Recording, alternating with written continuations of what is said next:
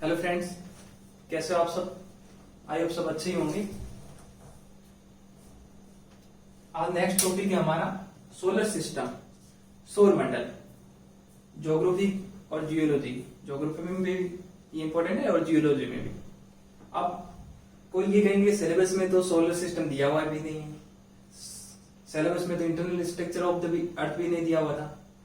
तो सिलेबस में only for एक मेन लाइन दी हुई होती है और उसके अंदर कितना डीपली जाना है, क्योंकि सोलर सिस्टम से क्या इंपोर्टेंट क्वेश्चन आएंगे वो मैं आपको बताऊंगा। तो आप इस चीज को या इस थिंकिंग को माइंड में मत लेके चलो कि ये हमारे सिलेबस में नहीं है। मैं आपको वही टॉपिक करवाऊंगा, मैंने पहले बोल चुका हूं, जो आपके इंपॉर्टेंट है और जो एग्जाम में क्वेश्चन बनने लायक है। तो आज सोलर सिस्टम, कुछ मुझे पता है सबको सोलर सिस्टम के बारे में थोड़ा आइडिया है, किसी को तो मेरे से अच्छा आइडिया होगा, बट मैं जो इंपॉर्टेंट बताऊंगा कि क्वेश्चन कैसे कहां से बनेंगे।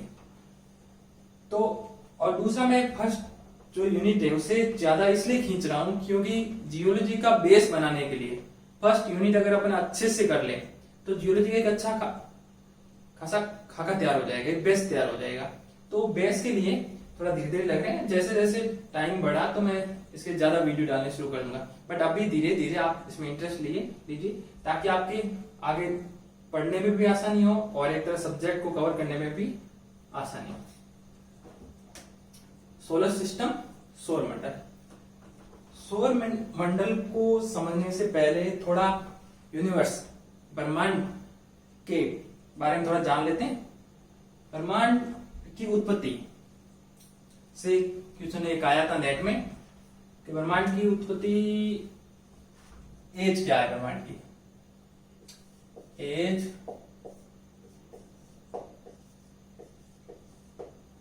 13.8 बिलियन ईयर। ये बिग बैंग थ्योरी जो बड़ी पॉपुलर है, बिग बैंग थ्योरी। अब दो क्वेश्चन ये बनते हैं कि यूनिवर्स की उत्पत्ति के संबंधित कौन सी थ्योरी है।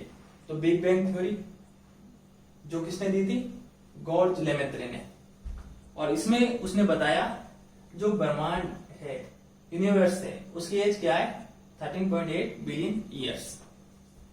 दूसरा, एक ब्रह्मांड में अनेक या मैनी गैलेक्सी, अनेक गैलेक्सी होती है और उसी गैलेक्सी में अलग अलग गैलेक्सी में अलग अलग सोलर सिस्टम। तो हमारी जो गैलेक्सी है उसका नाम है आकाशगंगा या मिल्की वे। उसके अंदर हमारा जो सोलर सिस्टम है जिसके अंदर एक सन और अभी वर्तमान में 8 प्लेनेट है, 8 ग्रह है, पहले 9 थे।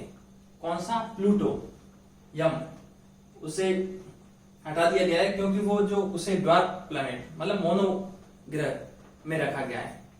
और वो जो ग्रह की जो एक मानक पैमाने होते हैं, जो एक मेजरमेंट का जो रेशियो होता है उससे फॉलो नहीं करता था, इसलिए उसे हटा दिया गया। तो इतना तो सबको पता है कौन कौन से 8 हैं।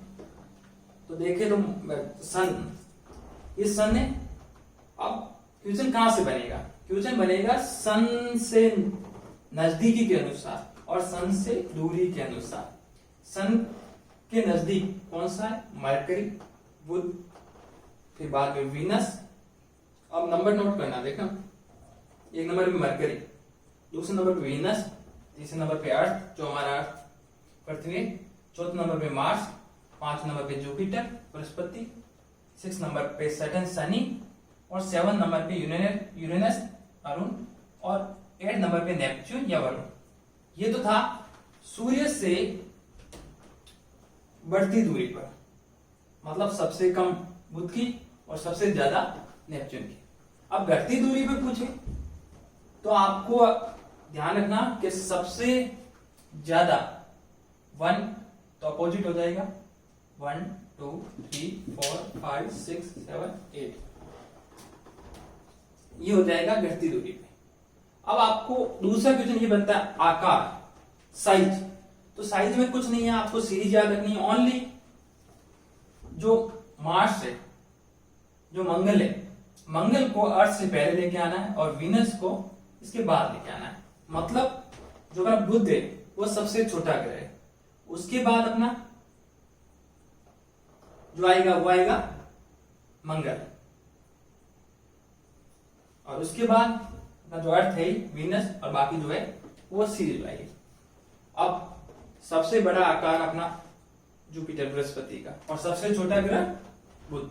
अब क्या करते हैं, जैसे आकार में इनमें क्वेश्चन नहीं बनते, जैसे आकार में बृहस्पति को हटा दिया, उसके बाद सेकंड कौन सा है तो सैटर्न, या आरोही अवरोही क्रम में, या डिसेंडिंग बढ़ते क्रम में, असेंडिंग घटते क्रम में, तो आपको ये याद होना चाहिए। दूसरा, जो ये चारों जो शुरुआती जो चारों हैं इनकी क्या है, डेंसिटी हाई है, क्योंकि इन्हें टेरेस्ट्रियल प्लैनेट या स्थलीय ग्रह भी कहा जाता है। मतलब इनमें जो चट्टाने जो एलिमेंट है वो डेंस होंगे, और दूसरे जो चार हैं जो बाहरी, ये इनर प्लैनेट या आउटर प्लैनेट, जो आउटर प्लैनेट या जीएन प्लैनेट गैसीय ग्रह है, इनमें क्या इनका एक तो साइज बड़ी होगी, दूसरा इनका जो रोटेशन और रिवोल्यूशन टाइम है वो भी ज्यादा होगा, तीसरा इसकी डेंसिटी लो होगी, क्योंकि ये गैसों के बने हैं, हीलियम हाइड्रोजन, इसलिए ये क्या है अपने लाइट डेंस है, मतलब इनका कम घनत्व है।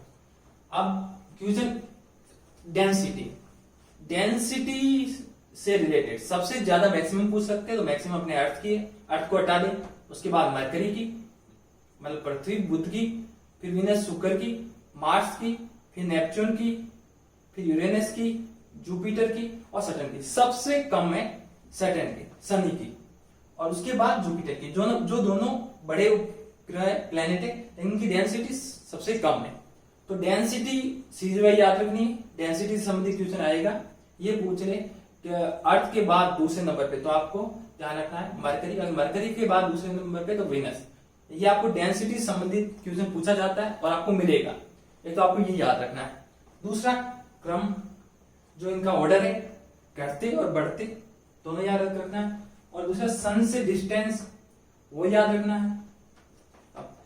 अर्थ की सिस्टर या भौर का तारा या सबसे चमकीला या सबसे गर्म तारा, वो अपना तारा है वीनस शुक्र।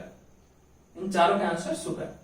दूसरा अपना अर्थ है, उसे ब्लू प्लेनेट भी कहा जाता है, नीला ग्रह भी कहा जाता है। और एक अपना जो मंगल, जो क्या अर्थ की तरह है, जहां पे जीवन की संभावनाएं देखी जा रही है, तो उसे रेड प्लेनेट कहा जाता है, ठीक है ना। तो रेड प्लेनेट कौन सा अपना, मार्स या मंगल। अब दूसरा एक और क्वेश्चन बन सकता है, जो अपने दो उपग्रह कौन कौन से, मरकरी और वीनस, इनके कोई मून नहीं है, ये क्वेश्चन पूछ सकते हैं, वे कौन से दो ग्रह हैं जिनके कोई उपग्रह नहीं है, तो है मरकरी और वीनस, मतलब बुध और शुक्र।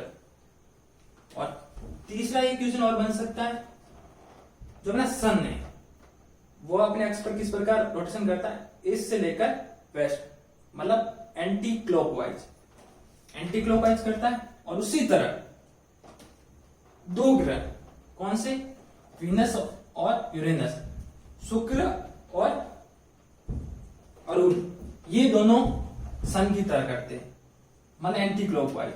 और बाकी जो अपने ग्रह हैं, जितने भी 6 ग्रह हैं, वो क्या करते हैं,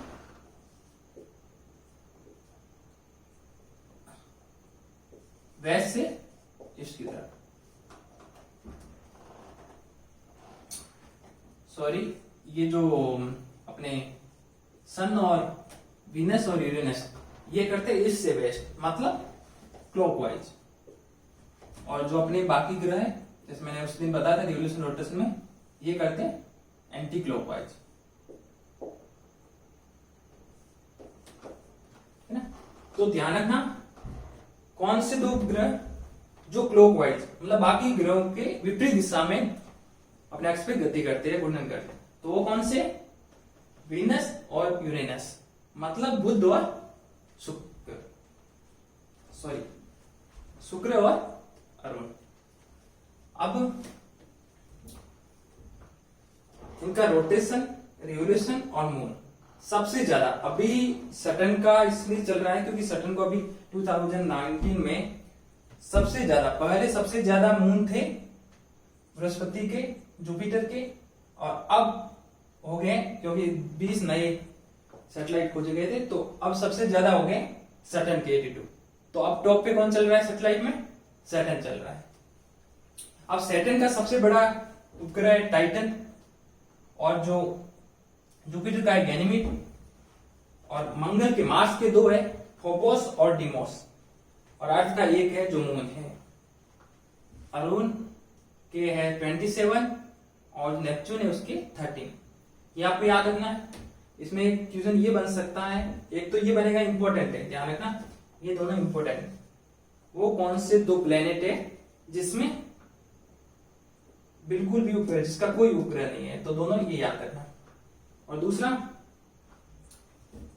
गैनीमीड और टाइटन, ये टाइटन और गैनीमीड, ये दोनों ग्रहों के उपग्रह सबसे बड़े बड़े। और दूसरा डेंसिटी का मैंने आपको बता दिया। तीसरा ये हो सकता है ऐसा कौन सा प्लेनेट है जिसमें रिंग है, तो वह अपना सैटर्न।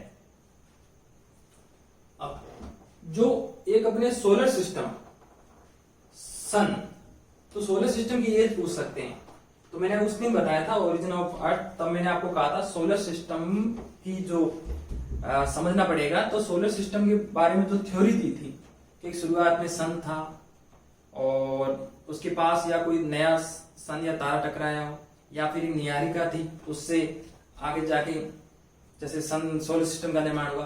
तो सोलर सिस्टम की उत्पत्ति जब अर्थ बनी तब उसके साथ ही सोलर सिस्टम बना है। तो सोलर सिस्टम या सन की आपको जब एज पूछे तो कितनी होगी?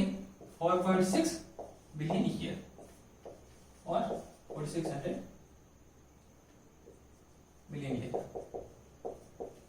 जो कल मैंने आपको रेडियो एक्टिव मेथड करवाए थे नेक्स्ट में, तो उसमें जो यूरेनियम का जो रेडियो एक्टिव अपन ने जो हाफ लाइफ पढ़ी थी, जो थी 4.5 बिलियन ईयर, उसी के आधार पे जो अर्थ की एज है वो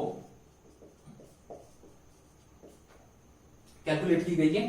तो बाकी सारे जो मैंने लिखवाए वो इसलिए लिखवाए थे क्योंकि उनकी भी पूछते हैं, आपका हाफ लाइफ पूछते हैं, तो लेकिन उसमें मेन इंपॉर्टेंट कौन सा था? यूरेनियम वाला। ओके, अब सोलर की, सन की एज, यूनिवर्स की एज, सोलर सिस्टम की एज और अर्थ की एज, ये आपको पता होना चाहिए। और एक क्वेश्चन, एस्ट्रॉइड बेल्ट, जैसा कि सोलर सिस्टम, सौर मंडल में प्लेनेट होते हैं, उनके सब प्लेनेट होते हैं, और सन होता है, और कुछ एस्ट्रॉइड होते हैं, मतलब क्षुद्र ग्रह, कुछ कॉमेट, धूमकेतु और कुछ टुकड़े। तो इसमें जो क्षुद्र ग्रह होते हैं, एस्ट्रॉइड बेल्ट, जो क्षुद्र ग्रह बेल्ट, वो कहां पाया जाता है?